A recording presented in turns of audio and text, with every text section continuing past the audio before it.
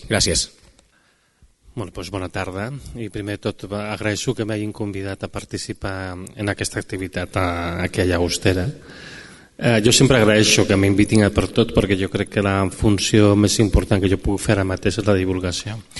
Ja fa uns quants anys que ens coneixem amb en Pau, jo que sé, 10 anys potser, una cosa així, i jo me'n recordo que quan jo al començament explicava el problema, que hi hauria amb el petroli i demés, tothom em mirava d'una manera una mica rara i tal, com si fos un zumbao i tal, i de les poques persones que es prenien més en sèrio el que jo deia era en Pau precisament, amb el seu punt d'escepticisme evidentment, perquè tots ja sabem la capacitat que té el sistema d'adaptar-se, però evidentment veient que aquí hi havia un problema, no? I el problema ara crec que és bastant evident que s'està tornant bastant greu, no? Jo crec que bàsicament des que vaig estar al Senat l'any passat, que ja es va avisar a les seves senyories que això s'estava accelerant, doncs malauradament efectivament s'ha accelerat i a sobre, per acabar d'adobar, Rússia ha agafat i ha envaït Ucraïna, complicant molt els problemes que ja venien de juny, no? Tenim diversos problemes de sostenibilitat sobre la taula. Problemes que, de fet, a nivell com a societat no ens hem pres seriosament, les coses com siguin. Tenim el problema del canvi climàtic, ho sabem, estem visquent la primera onada de calor de l'any i encara ni tan sols és estiu. A la Índia i el Pakistan van per la segona onada, la primera va ser a finals d'abril i a la segona van arribar a temperatures de 51 graus, que no són en absolut normals. Aquest mateix any hem tingut una anomalia tèrmica simultània, mai vista en la vida, de 30 graus al pol sud i de 20 graus al pol nord, al mateix temps. La temperatura era al pol sud 30 graus per sobre de la mitjana i al pol nord 20 graus per sobre de la mitjana. Jo crec que a aquestes alçades negar que estem en una situació de molt fort canvi climàtic, d'una situació realment d'emergència climàtica, jo crec que és bastant absurd, s'ha de ser molt ofuscat per negar que alguna cosa està passant. El canvi climàtic és un més dels problemes ambientals que tenim, és un de molt gros, no és l'únic. Tenim un problema amb els plàstics, tenim un problema amb els metalls pesants, tenim un problema ja en un àmbit una mica més ampli, que va més enllà de l'àmbit ambiental, que és un problema amb la biodiversitat, l'escassetat d'aigua, etc.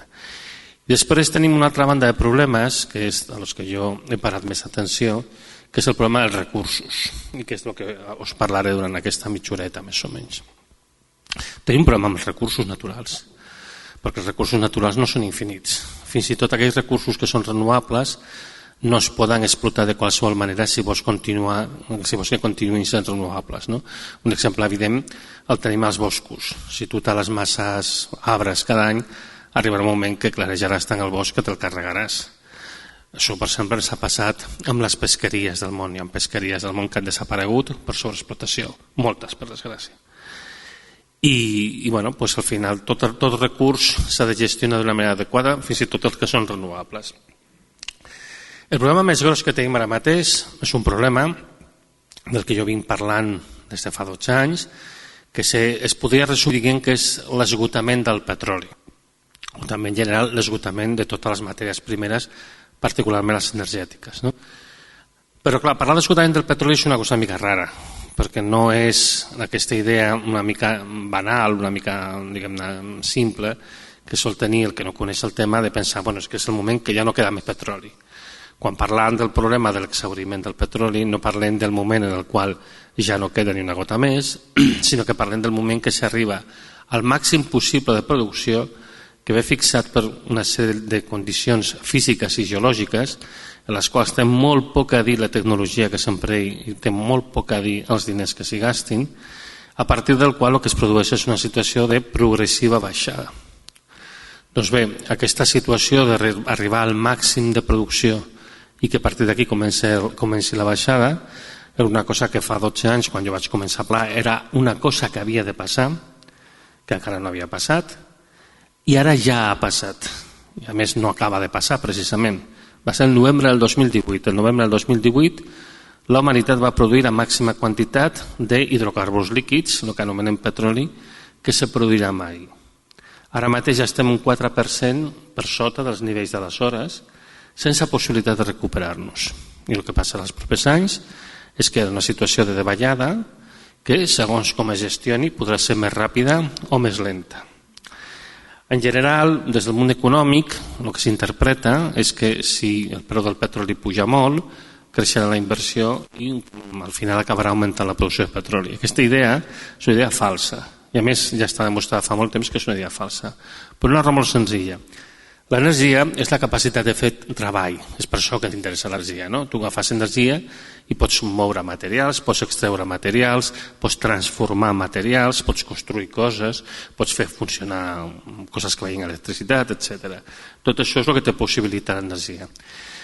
Perquè l'economia funcioni, el preu de l'energia ha d'estar limitat. I se sap exactament quin límit ha de tenir, perquè, com dic, ja està calculat, ha estat calculat fa molt temps per diverses persones i en particular per un professor d'economia de la Universitat de Califòrnia a San Diego, que es diu James Hamilton, que ho va calcular fa ara 15 anys, i de fet aquest senyor ho va explicar al Congrés dels Estats Units i de fet el que ell va dir s'ha agafat com una referència de preus màxims que es poden tolerar per l'economia. ¿Vale?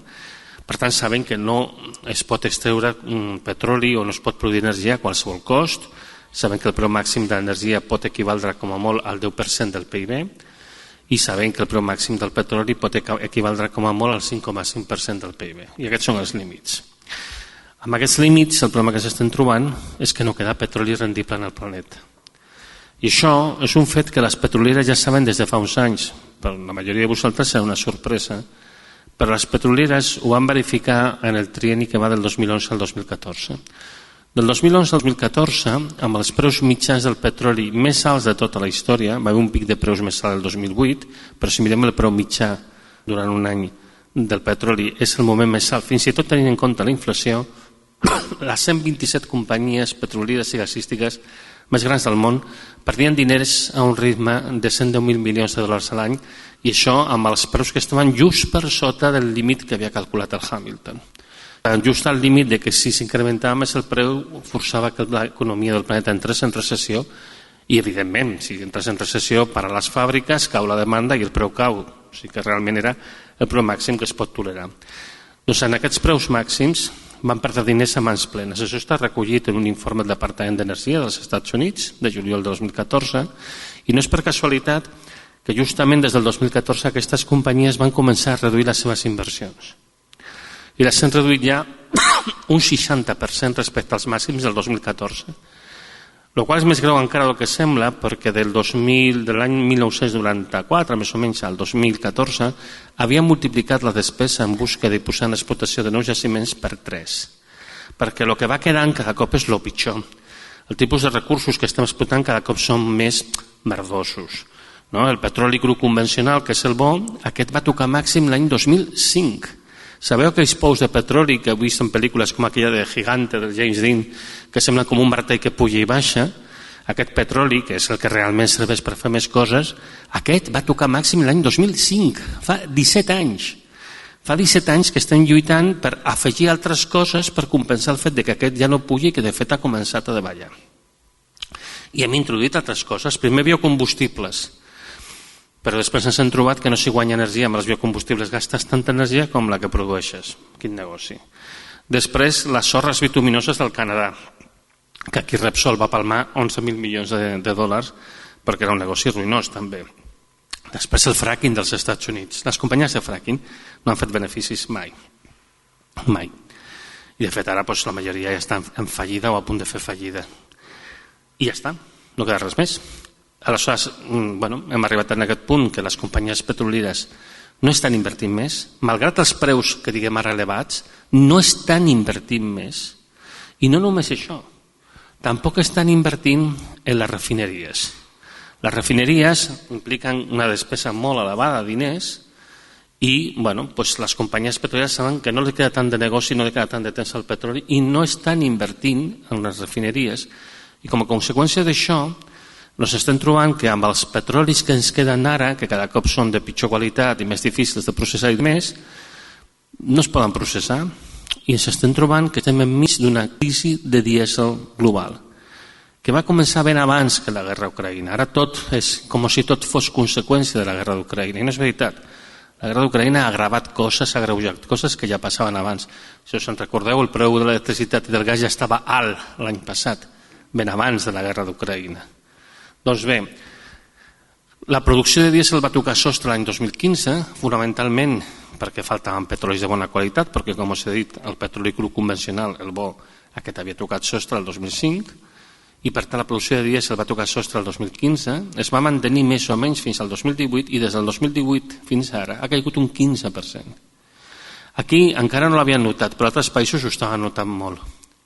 I aleshores, mica en mica, el transport s'ha encarit, també el transport marítim. I comencem a parlar de que si coix d'ampolla, que si tot s'encareix, clar, és que després de la pandèmia, no sé què, però estem veient que tanquen mines perquè no tenen els costos d'extracció, en moltes mines necessiten fer servir molt de dièsel, són impossibles. I ara el problema s'està estenguent. S'està estenguent tant que estem veient que per primer cop a Espanya el preu del dièsel és més car que el de la gasolina, perquè cada cop costa més produir dièsel. Però estem veient coses bastant més heavies. Estem veient que els inventaris de tot Occident estan en mínims i els inventaris de la costa est dels Estats Units estan tan en mínims que si continuen aquest ritme, d'aquí un parell de setmanes no tindran dièsel ni tampoc combustible per a avions, perquè enmig de la desesperació actual per la situació actual s'està barrejant una mica de querosè dels combustibles dels avions amb el dièsel per intentar estirar una mica el dièsel, i això ha aconseguit que ara falti combustible per a avions i en alguns països estan havent de suspendre vols i en altres el que està passant és que s'estan encarint els vols. Jo no sé si he mirat el que costen els bitllets d'avió últimament, però precisament la setmana que ve una bona part dels meus companys de feina se'n van a Alemanya a un congrés i ens hem trobat que estem obligats, com tota l'administració general de l'Estat, a passar per una companyia de viatges que no diré el nom, i donat la seva gran eficàcia ens hem trobat que en qüestió d'uns pocs dies el preu dels bitllets s'ha duplicat. S'ha passat que teníem preus de $200 per anar a Alemanya i de cop 200 euros, perdó, i ara estem en 500, 700. Perquè falta dièsel, perquè falta querosè, perquè falta de tot. I aquesta falta de petroli s'està combinant amb una falta de carbó que a nosaltres no ens afecta gaire, però afecta molt a la Xina i a la Índia, i pel que es veu a nosaltres també ens acabarà afectant, perquè dins de l'erràtica política energètica que està seguint la Unió Europea enmig de la desesperació que el causa aquesta gran dependència de Rússia, en el programa REPowerEU que acaben d'aprovar, que han aprovat el passat dimecres, contemplen un increment del consum de carbó de la Unió Europea, trencant en tota la tendència que s'havia consolidat de lluitar contra el canvi climàtic, perquè sabeu que el carbó és el combustible que més CO2 emet per quantitat d'energia produïda. Doncs bé, la Unió Europea ha dit anem a incrementar l'ús del carbó perquè si ens falta gas alguna cosa haurem de fer, demostrant que la lluita contra el canvi climàtic no és la prioritat màxima de la Unió Europea, així és de clar. Però bé, ara la qüestió és d'on treurem aquest carbó, perquè el carbó ha tocat màxim també l'any 2019. L'urani, l'altra alternativa. No entraré ara en tota la problemàtica que tenen les centrals nuclears. Simplement deixeu-me que us comenti que la producció de les mines d'urani del món va tocar sostre el 2016 i ja ha caigut un 20%. Hi ha problemes seriosos, per exemple, al Kazajistan, que és el principal productor d'urani del món, amb un 40% de la producció. I el gas encara no ha tocat sostre, però està a punt de tocar. I a nivell d'Europa no hi ha moltes possibilitats d'abastiment, ha de ser principalment per terra, perquè no hi ha tanta capacitat de transportar per vaixell, i resulta que aquí, clar, la dependència de Rússia és total, i Rússia ha tocat sostre en producció de gas. Rússia és l'únic país del món que ha reconegut que la seva producció de gas i de petroli ja no pujaran mai més. Tenim un escenari complicat, no, terrible, monstruós, a un nivell que no s'esteu fent una idea, perquè també hi ha una certa oclusió informativa. Estem molt ofuscats amb el que està passant a Ucraïna, però segurament no us ha transcendit o us ha transcendit poc el que està passant a la resta del món. Segurament no us vau assabentar que la FAO va dir l'octubre de l'any passat que anaven a una crisi alimentària sense precedents al món. Segurament us heu assabentat que fa un mes el Banc Mundial va dir que havien passat d'una situació de crisi alimentària a una de catàstrofe humanitària que afectarà el 40% de la població d'aquest planeta aquest any 2022.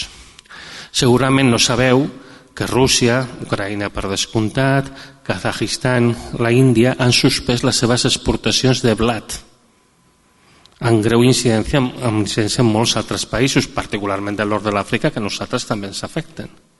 Segurament no sabeu que Indonèsia ha suspès les exportacions d'oli de palma, que aquí es consumeix molt poc, en productes en general es consideren poc saludables, però que representa 1/3 de tots els olis vegetals consumits pels éssers humans en aquest planeta, sense donar cap tipus d'alternativa.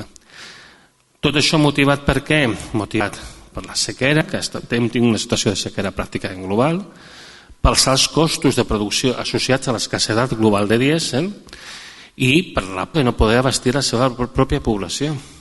I s'estem trobant en una restricció alimentària sense precedents, que tindrà conseqüències, algunes arribaran fins aquí i tot.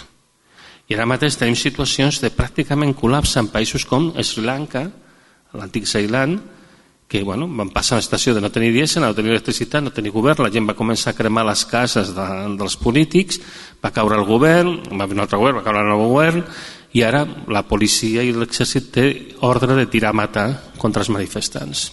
És un país pràcticament col·lapsat. Laos està seguint el mateix camí. Pakistan va a la mateixa direcció, és un país enorme amb 220 milions d'habitants i armes atòmiques. Però és que el problema s'està estenent a tot el planeta. Tenim problemes de tipus diversos a meitat de l'Àfrica, Nigèria, Senegal. Nigèria és un país que exporta petroli cap a Espanya. Ha hagut de suspendre els vols interns, sent com és un país molt gros, per falta de querosè. Perú, que està en una situació d'estat d'emergència, la gent no pot sortir al carrer. Argentina, que falta dièsel, han estat a punt de perdre una part de la collita perquè no tenien dièsel per recollir-la, etc etc. Iran, país productor de petroli, l'altre dia la gent protestava i cremava botigues perquè no hi havia pa. No només està escassejant l'energia fòssil, està escassejant els materials en general. I això està fent que de cop aquest model de renovable que volien desplegar ens hem adonat que no era un model eteri que vivia en els núvols, sinó que tenia unes bases físiques molt fortes i que requereix materials, alguns dels quals són escassos en el planeta. I ens estem trobant que, per exemple, les companyies que fabriquen aerogeneradors, com Vestas, com Nordex, com Gamesa, han reduït beneficis, Gamesa fins i tot té pèrdues, i estan tancant fàbriques. Tenim grans empreses com LG, que és una gran empresa d'electrònica, que s'ha retirat del mercat de les plaques fotovoltaiques perquè no veu que sigui competitiu amb els preus actuals del silici, de la plata, de cadascun dels materials que es fan servir. Tenim un sistema, una idea de com hem de fer aquesta transició, que l'havien de fer de totes maneres per la qüestió del canvi climàtic i que ara s'ha tornat urgent i peremptòria per una qüestió diferent, que és la de la seguretat energètica, i estic segur que cada cop se'n parlarà més d'això, i de fet el moviment que ha fet la Unió Europea de permetre el carbó és un moviment que demostra que l'única cosa que realment els importa és la seguretat energètica. A veure, només veient el ritme d'emissions de CO2 és evident que el problema del canvi climàtic en el fons a ningú no l'ha importat mai, siguem realistes. Doncs bé, com dic, s'està apostant tot a un model que també té els peus de fang. I jo no vull dir que no s'hagin de construir sistemes de captació d'energia renovable i transformació d'electricitat, perquè sí que s'han de construir, però s'han de pensar també, perquè també tenim un problema a Espanya. El consum d'electricitat fa temps que està caient. L'electricitat és una forma de tenir l'energia, no és una font, és una forma de tenir l'energia, un ús final de l'energia, que és molt pràctic per a moltes coses, però tenim problemes per electrificar més la societat. Justament una manera pràctica d'aconseguir una millor electrificació de la societat és canviar el model de mobilitat. Si tu tens un model de mobilitat basat en el tren, en el tramvia, està perfectament demostrat que la manera més eficient de transportar persones i mercaderies per terra és a través d'una locomotora elèctrica, amb una diferència absolutament apabullant. I no estic pensant en altes velocitats i de més, que això són també somnis grandiloquents, estic pensant en trens convencionals. Hi ha una diferència monstruosa en qualsevol variable que vulguis mirar: capacitat d'arrossegament, emissions de CO2, sostenibilitat, cost de manteniment, etc. No té absolutament res a veure. És, sens dubte, el model del futur. Estem capficadíssims en tenir cotxes elèctrics, quan el que no s'explica és que és impossible generalitzar el model d'un cotxe elèctric. No podem tenir màquines elèctriques autònomes. En el cas del cotxe elèctric, per incidir una mica, i no, hi ha moltes més coses, però un detall simplement, perquè veieu. Al món actualment es produeixen 90.000 tones de liti metàl·lic cada any. Això és un increment de producció respecte al que es produïa fa 10 anys d'un factor 3. S'ha multiplicat per 3 el que es produïa. Ha costat un esforç impressionant. S'ha hagut de fer una inversió multimilionària. Allò va a tota la velocitat que es pot explotar.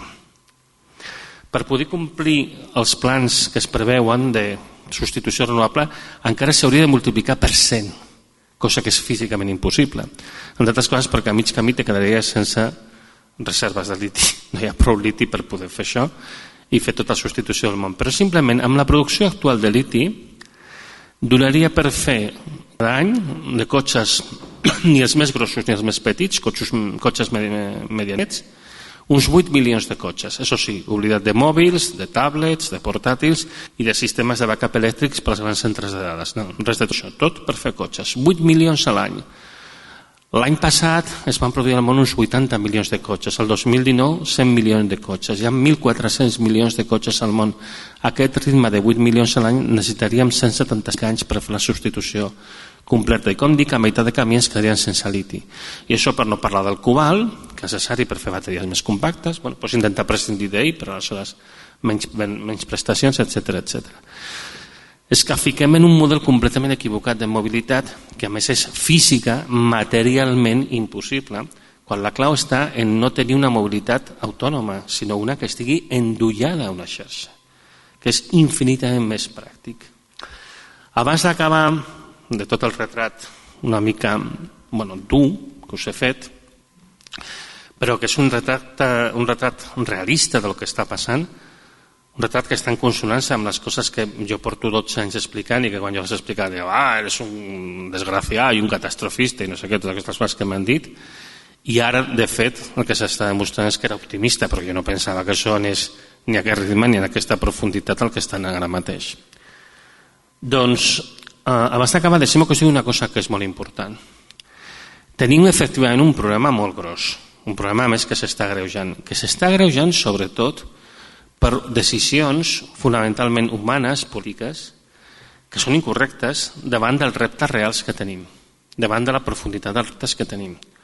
Des del punt de vista científico-tècnic, el que se'ns està demanant és que trobem noves fonts d'energia per resoldre el problema, és a dir, per no canviar absolutament res i seguir fent-ho tot exactament igual que es fa ara, però canvia petroli per renovables, canvia cotxe elèctric, cotxe de combustió interna per cotxe elèctric, no sé què, però tot exactament el mateix model insostenible que ja estava topant amb altres límits biofísics del planeta, inclosos el canvi climàtic i de més problemes ambientals que ja m'he esmentat. Però en realitat el que se'ns està demanant és un impossible, estan demanant que trobem una font d'energia màgica que no existeix i per això no la trobem. Ni fusió, ni reactors de tori, ni grafè, ni polles en vinagre, res. Ni biocombustibles d'algues, no sé què. Tots són xorrades, són coses que s'han estudiat, s'han intentat, tenen molts problemes, moltes limitacions. En alguns casos poden donar alguna aportació, la geotèrmia pot donar alguna aportació, algunes coses poden donar alguna aportació, però no permeten mantenir-ho tot igual. Però si canviem el problema i diguem, escolta'm, el que volem és garantir el benestar de la població. Hi ha estudis científics que mostren que podem viure en un nivell de vida molt semblant a l'actual o fins i tot millor, amb un estil de vida diferent, però un nivell en les coses que realment defineixen el de vida de les persones, el seu benestar. Consumir la desena part de l'energia i dels materials que consumim aquí a Catalunya ara mateix. I amb la diferència de que es podria estendre a tot el planeta, no només per aquesta cantonada. Això, la ciència ens diu que és possible. Organitzant-nos d'una altra manera, fent servir els recursos d'una altra manera, per coses tan trivials o no tan trivials com canviar el model de mobilitat, per exemple, canviar el model d'urbanisme, canviar el model de consum, no? Acabar amb allò de l'obsolescència programada, de l'usar i llençar. Canviant totes aquestes coses pots consumir molt menys. Una cosa que jo explico a vegades, sabem fer una electrònica pràcticament indestructible. Sabem, a dia d'avui, tenim coneixements per fer ordinadors que serien virtualment eterns. Però ja els fem perquè falli un condensador i te l'has de canviar. Aleshores, són aquest tipus de coses que realment són les que hem de canviar. Si no ho fem, si el que decidim és no fer aquests canvis tan importants, si continuem apostant per models equivocats, creixentistes, perquè s'ha de dir, estem immersos en una ideologia destructiva que té característiques de secta religiosa, que és el creixentisme, aquesta idea de créixer indefinidament en un planeta finit, quina cosa més absurda. Si continuem amb el creixentisme, el nostre destí és molt clar, és el col·lapse, col·lapsarem. Les decisions que estem prenent ara són decisions que afavoreixen el col·lapse, són procol·lapsants. No resoldrem el nostre problema encatifant el país amb plaques fotovoltaiques en aerogeneradors per produir una electricitat que no sabem com aprofitar, per després transformar en un hidrogen verd amb enormes pèrdues, poca eficiència, que després tampoc no sabrem com aprofitar. L'IPCC, a l'informe que va treure l'abril, allà diu que la tecnologia de l'hidrogen no està madura per intentar fer un desplegament massiu, però és el que se l'aposta tot. L'hidrogen verd, l'electrificació, no sé què. Potser podrien tocar més de peus a terra, centrar-nos més en les coses importants, assegurem els aliments que no estan garantits, que hi ha molts insums aquí que s'han de també estudiar i analitzar, fent coses més senzilles, vivint d'una manera més modesta, mantenim el benestar, sense continuar embarcats en aquesta dèria creixentista que és la que ens pot abocar al fracàs, que és la que aboca també a aquestes guerres que estem patint ara, la guerra que tenim ara i les que vindran a continuació. Guerres que al fons són pel control dels recursos. Hem de comprendre que aquest no és el camí. Les transformacions que hem de fer han de ser promogudes per la ciutadania, que han de fer comprendre també als nostres representants que volem un altre model. Volem un model que sigui veritablement sostenible, sostenible de debò, que es basi en un aprofitament local, que es basi en una eficiència en el que es fa, que es basi en altres models de tot, inclòs el transport. Al moment que nosaltres aconseguim això, podrem construir un futur de debò. Moltes gràcies.